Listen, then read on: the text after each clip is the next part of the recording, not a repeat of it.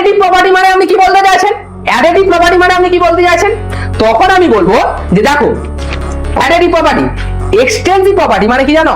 যখন দুটো বস্তুকে মানে যাদেরকে কাটা যায়, যদি তুমি একটা জিনিসকে কাটো, যদি আলাদা আলাদা হয়ে যায় তাদের রাশিগুলো, তখন তাদেরকে কি বলবো? তাকে আমরা বলবো যে সেটা হলো একটা এক্সটেন্সিভ প্রপার্টি। কেমন দেখো, ধরো এখানে একটা পাতা রয়েছে, মানে কি এর একটা ভর আছে, ঠিক আছে?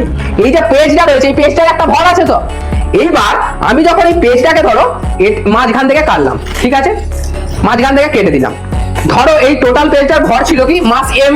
হ্যাঁ, যখন আমি একে মাঝখান থেকে কাটলাম, এটা m/2 হয়ে গেল, এটা m/2 হয়ে গেল, সমান দুটো ভাগে যখন ভাগ করছি, আবার যখন এই দুটো সমান ভাগকে মানে কি m/2 কে জয়েন করছি, কি হচ্ছে? টোটাল m হয়ে যাচ্ছে।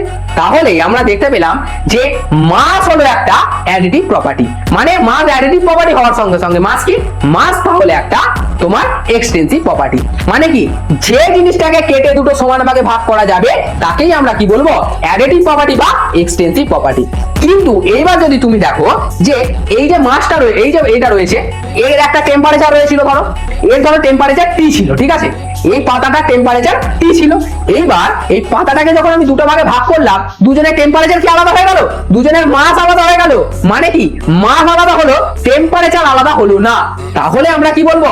যে যে সমস্ত প্রপার্টি যেমন টেম্পারেচার, হিট, এরা আর ঘনত্ব, মানে কি ডেনসিটি, তোমার এরা আলাদা হয় না, তখন তাদেরকে কি বলবো? কারণ কি, এরা এর ক্ষেত্রে যেটা ছিল এর ক্ষেত্রে সেটা আছে। এই সমস্ত প্রপার্টি গুলোকে আমরা বলবো ইন্টেন্সিভ প্রপার্টি। তোমরা বুঝতে পারলে নিশ্চয়ই এক্সটেন্সিভ প্রপার্টি বা অ্যাডিটিভ প্রপার্টি কাকে বলে, আর ইন্টেন্সিভ প্রপার্টি বা নন অ্যাডিটিভ, যাকে যোগ করা যাচ্ছে না, সেই প্রপার্টি কাকে বলে। এই প্র্যাকটিক্যাল এক্সাম্পলের পর এইবার ব্যাকে আসো, তোমরা পয়েন্টটা বুঝতে পারবে কি এক্সটেন্সিভ প্রপার্টি হলো একটা additive property and intensive property একটি অ্যাডিটিভ প্রপার্টি নয়। ঠিক আছে?